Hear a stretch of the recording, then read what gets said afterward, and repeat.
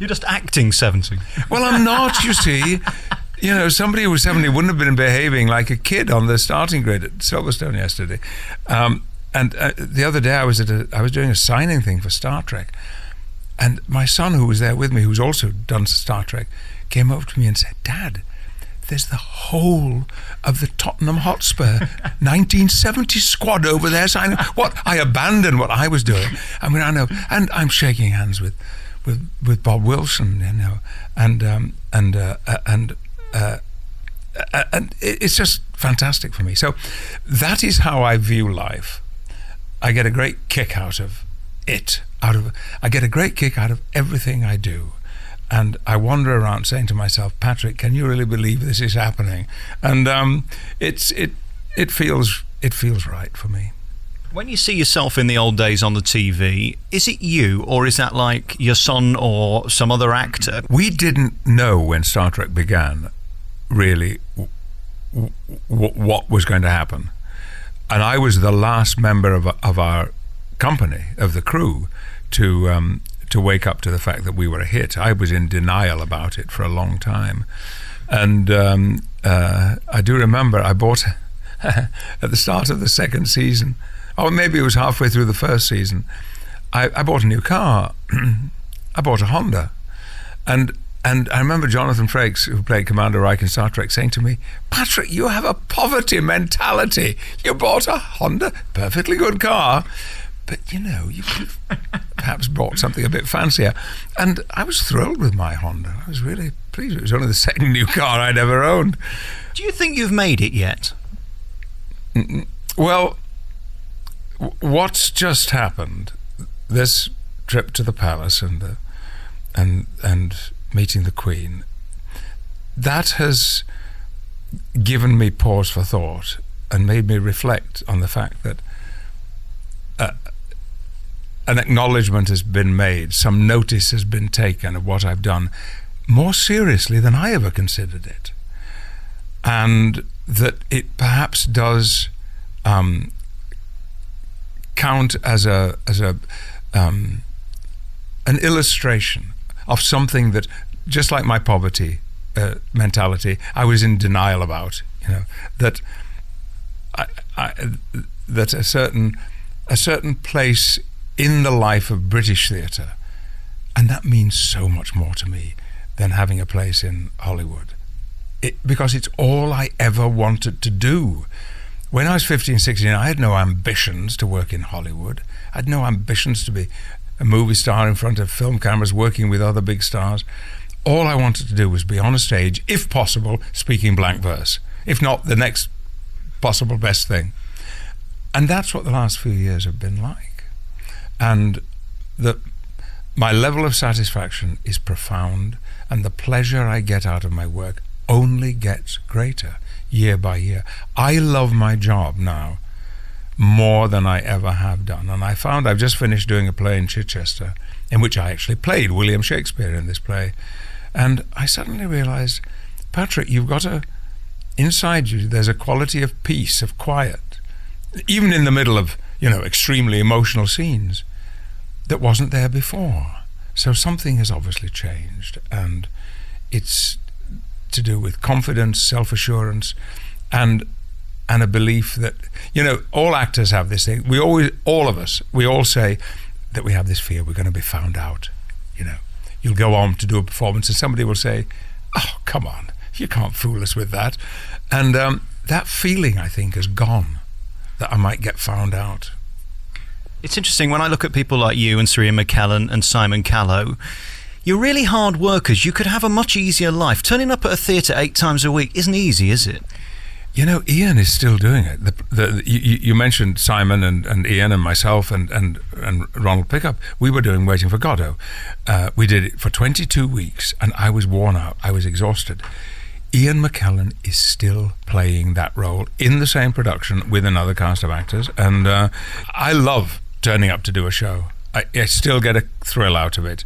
Sir Ian, on the other hand, he would live there in the theatre, I think, if they'd let him.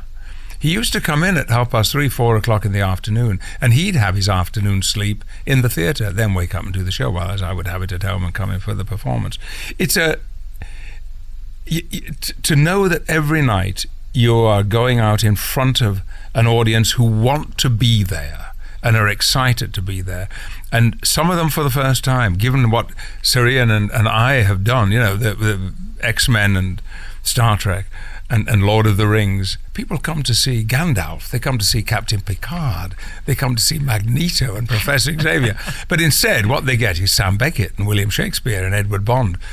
And so that's thrilling too, to know that those people are there, but that I can tell a story differently every night in front of a live audience, knowing that will be a one-off, unique experience. It's such a privilege. When you come back to Mirfield, are you that little boy hiding behind the couch with your mum trying to avoid the rent man? Does it take you back to a place that you were there 70 years ago? Well, funnily enough, I was back in Mirfield on Saturday. And I can tell you why I was there. I went to visit the Father Superior and Father Prior and the brothers at the Community of the Resurrection, which is an Anglican monastery, an important Anglican monastery, which is in Mirfield, and was what Mirfield was once upon a time most famous for. It's probably got a little bit of competition now, because I've agreed to be part of a campaign to raise some funds, because the church is badly in need of restoration. I first appeared on a public stage at the age of 8 or 9 in the Quarry Theatre at the Community of the Resurrection, and I said to them, if only because of that connection, I'm very, very happy to be part of this. But before I went over to Batty Ford to the community, I just took a little drive around my neighbourhood, and it gave me goosebumps. I went past the house I was born in and lived in for 15 years, a one-up, one-down house in a yard. And what impressed me most about it, I've been back before, but not for a long time, was not that everything seemed more ordinary or duller. What was extraordinary was that distances, measurements have shrunk. I always thought the street I lived on was a long, steep street. It's not. It's very short, and it's not that steep at all. But in reflection, it seemed to be. My life back then is very vivid to me, and I have now started writing a little bit about it, about what it was like. And so I shall be living back there in my head a great deal, I think, in the coming few years. And that sound you hear in the background is the Vice-Chancellor closing the door, because he needs me, Alex. I'm going to let you go. Very finally, congratulations on being you. You've brought so much pleasure to so many different generations, and giving back here at the University of Huddersfield really just sums you up, really, that you care. With funding in the news and all of this stuff, you'll never lose that passion, will you, for the youth and giving them a chance? I got a chance. I got my break at Mirfield Secondary Modern School. It wouldn't have happened if I hadn't have been at that school with that particular English teacher. And so if I can throw in any way opportunities like that in the way of young people, particularly those young people which this university seeks out and encourages, whose families and backgrounds does not prepare them to expect higher education. And we have a significant number here in Huddersfield. That makes me especially gratified. Very finally, your tip on looking like you when I get to 70. What's the key? You know, I remember they used to ask this question on the Wilfred Pickles Have a Go show. Do you remember? Have a go, Joe. I cannot tell you, except that I have loved my job for 52 years. Loved it. And I think I was very lucky in going to California when I did, because Californians do know how to take care of themselves. And I got into that culture of sensible eating, exercise, regular medical checkups, looking after myself. And that has stayed with me ever since 1987 when I went. And I think that was very significant. And you know, there's a lot to be said for being happy, if you can find it.